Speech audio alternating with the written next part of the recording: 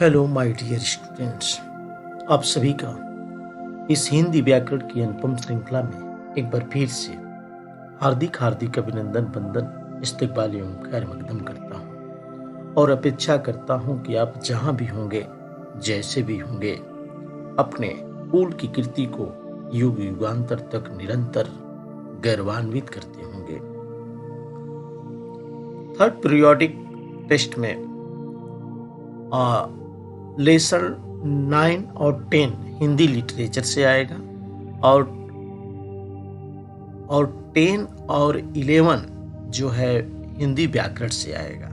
तो आइए हम लोग सीधे चलते हैं लेसन 10 क्रिया के बारे में पढ़ते हैं कि क्रिया किसे कहते हैं। क्रिया का मतलब जो हम करते हैं उसी को हम क्रिया कहते हैं। जो भी हम काम करते हो उसको हम क्या कहेंगे? क्रिया कहेंगे। जैसे आप देख पा रहे हैं तोते उड़ रहे हैं, तो उड़ना क्या है? क्रिया है। और जिस शब्द के लास्ट में ना छिपा होता है या ना होता है उसको हम क्रिया कहते हैं। उड़ रहे हैं, उड़ में उड़ना, ठीक है। तोते उड़ रहे हैं वर्तमान काल का बोध करा रहा है। मनचित पत्र लिखता है, लिखता में लिखना। राजा घोड़े से गिर पड़ा, गिर पड़ा में गिरना। तो ये सब क्या है? क्रिया। इसमें दिया है लिखता, उड़ रहे हैं, गिर पड़ा, ये शब्द क्रिया का बोध करा रहे हैं। तो जिन शब्दों से किसी कार्य के करने या होने की जानकारी होती है उन्हीं को हम क्रिया कहते हैं। जैसे चलना, चल रहा है। जाना, जाना भी एक क्रिया है, ठीक है। गाना, हंसना, रोना, चिल्लाना, खेलना, पढ़ना आदि क्रिया शब्द है। अब धातु किसे कहते हैं? क्रिया के मूल रूप को ही धातु कहती है। जैसे आपका चलना का मूल धातु चल हो जाएगा, पढ़ना का मूल धातु पढ़ हो जाएगा, लिखना का लिख हो जाएगा, गाना का गा हो जाएगा, सोना का सो हो जाएगा। एक क्रिया के मूल धातु है, ठीक है। क्रिया के भेद उनकी दो आधारों पर किए जा सकते हैं, कर्म के आधार पर और रचना के आधार पर। कर्म तो आप जानते हैं, राम पुस्तक पढ़ता है तो पुस्तक क्या है? कर्म है। रचना के आधार पर मतलब बनावट के आधार पर। आइए सबसे पहले हम कर्म के आधार पर क्रिया के भेद को जानते हैं। तो कर्म के आधार पर क्रिया के भी दो भेद होते हैं। जैसे सकर्मक क्रिया। सकर्मक का मतलब वह वाक्य जिसमें कर्म मौजूद हो। जैसे राम पुस्तक पढ़ता है, तो राम क्या पढ़ता है? पुस्तक पढ़ता है। तो पुस्तक कर्म है, तो इसलिए यह वाक्य सकर्मक होगा। अकर्मक का मतलब राम पढ़ता है, क्या पढ़ता है ये नहीं पता, अर्थात कर्म गायब है, इसलिए इस वाक्य में अकर्मक क्रिया होगी। यानी कर्म नहीं है और क्रिया है, और इसमें कर्म है और क्रिया है। अब सकर्मक क्रिया। सकर्मक का अर्थ कर्म के साथ होता है, जो मैं आपको अभी बताया। जिन क्रिया शब्दों के साथ कर्म हो और क्रिया का फल कर्म पर पड़े, क्रिया का फल कर्म पर पड़े, कि क्रिया का जो फल है वो कर्म से ही हो रहा है। जैसे मोहित गीत गाता है, तो गाना क्या है? क्रिया है, लेकिन क्या गाता है? गीत। गीत क्या है? कर्म है, इसलिए इस वाक्य में सकर्मक क्रिया है। उसी तरह पतंग कर्म है, इसलिए इसमें सकर्मक क्रिया है। सकर्मक क्रिया के भी दो भेद होते हैं। किसी किसी वाक्य में एक ही कर्म होता है, तो किसी किसी वाक्य में दो कर्म होते हैं। उसी को द्विकर्मक क्रिया कहते हैं, और जिसमें एक होता है उसे एक कर्मक क्रिया कहते हैं। जैसे बच्चा पानी पीता है, तो क्या पी रहा है? एक ही कर्म है, तो एक कर्मक क्रिया। फुटबॉल खेलते हैं, एक ही फुटबॉल है, ठीक है। अब द्विकर्मक जिसमें दो कर्म हो। अध्यापक ने छात्रों को व्याकरण पढ़ाया, तो पढ़ाया एक क्रिया है, लेकिन क्या क्या, किसको किसको? छात्रों को। एक कर्म हो गया और दूसरा कर्म व्याकरण हो गया। माँ ने बच्चे को दूध पिलाया, बच्चा एक कर्म और दूध दो कर्म, पिलाया क्रिया हो गई। इसलिए दो कर्म की वजह से इसमें द्विकर्मक क्रिया है। अकर्मक क्रिया जिसमें कर्म गायब होता है। सुभाषिनी नाच रही है, कहाँ नाच रही है ये नहीं पता है। लड़कियां हंस रही हैं, कहाँ हंस रही हैं ये नहीं पता है। इसलिए इस वाक्य में अकर्मक क्रिया है। ठीक है। सकर्मक अकर्मक क्रिया की पहचान हम कैसे करेंगे? तो सीधा सीधा बात है, क्रिया के साथ क्या, किसे, किसको, कहाँ आदि लगाकर प्रश्न करने पर जो उत्तर मिलेगा वही सकर्मक क्रिया होगी, और नहीं मिलेगा तो अकर्मक क्रिया होगी। रीता सो रही है, रीता कहाँ सो रही है? उत्तर का कोई पता नहीं, क्योंकि कर्म गायब है, इसलिए अकर्मक क्रिया है। महेश खाना खाता है, क्या खाता है? खाना खाता है। तो खाना खाता है तो खाना कर्म यहाँ है, इसलिए इसमें सकर्मक होगी। रचना के आधार पर क्रिया के 4 भेद होते हैं: सामान्य क्रिया, संयुक्त क्रिया, प्रेरणार्थक क्रिया, नाम धातु क्रिया। रचना मतलब बनावट के आधार पर। तो आइए, सामान्य क्रिया, जब वाक्य में एक क्रिया का प्रयोग हो तो उसे सामान्य क्रिया कहते हैं। मैं एक अध्यापक हूँ बता रहा है कि मैं हूँ इस समय। मैंने पत्र लिखा, एक ही क्रिया है लिखना, सामान्य चीज है, सामान्य क्रिया हो जाएगी। संयुक्त क्रिया, जब वाक्य में 2 या 2 से अधिक पदों वाली क्रियाओं का प्रयोग हो तो उसे संयुक्त क्रिया कहते हैं। राजीव घर चला गया, चला गया। जब वाक्य में 2 या 2 से अधिक पदों वाली क्रियाओं का प्रयोग, 2 या 2 से अधिक पदों, चला और गया, ये दो क्रियाओं का प्रयोग हुआ है। चलना और गया मतलब जाना। महेश बाजार से लौट आया। लौटना एक क्रिया और आना दूसरी क्रिया, इसलिए इसको संयुक्त क्रिया, जिसमें 2 क्रिया का बोध हो उसे संयुक्त क्रिया।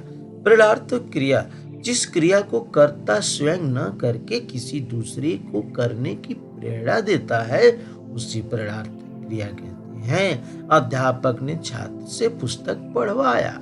ये प्रेरणार्थक क्रिया अध्यापक खुद नहीं पढ़ा रहा है, बल्कि किसी दूसरे को प्रेरणा दे रहा है। तो जिस क्रिया को कर्ता स्वयं न करके कर्ता क्या, अध्यापक, किसी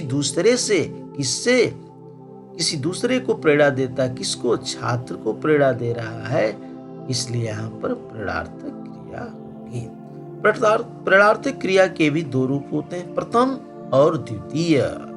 प्रथम प्रेरणार्थक क्रिया जब कर्ता स्वयं कार्य में संलग्न होकर प्रेरणा देता है तो उसे हम प्रथम प्रेरणार्थक क्रिया कहते हैं। जो कर दर्शकों को हंसाता है, स्वयं कार्य में संलग्न है कर्ता। माँ बच्चे को झुलाती है, यानी स्वयं इसमें है। द्वितीय प्रेरणार्थक क्रिया जब कर्ता स्वयं कार्य न करके किसी अन्य को प्रेरणा देकर उससे कार्य कराता है तो उसे द्वितीय प्रेरणार्थक क्रिया कहते हैं। पिताजी दर्जी से कपड़े सिलवाते हैं। पिताजी अपने स्वयं उसमें शामिल नहीं है, दर्जी से कपड़े सिलवाते हैं, इसलिए इसमें क्या होगी, द्वितीय प्रेरणार्थक क्रिया है। यानी पिताजी दर्जी से कपड़े अपने उसमें शामिल नहीं है। ठीक है। कुछ प्रमुख प्रेरणार्थक क्रिया है। ये क्रिया है प्रथम प्रेरणार्थक कराना, द्वितीय करवाना, ऐसे आप समझ सकते हैं। पिसाना, पिसवाना, यानी दूसरे से काम करवाना, और इसमें क्या है, खुद शामिल। आइए, नाम धातु क्रिया संज्ञा, सर्वनाम, विशेषण तथा अनुकरणवाची शब्दों में प्रत्येक के योग से बनने वाली क्रिया को नाम धातु क्रिया कहते हैं।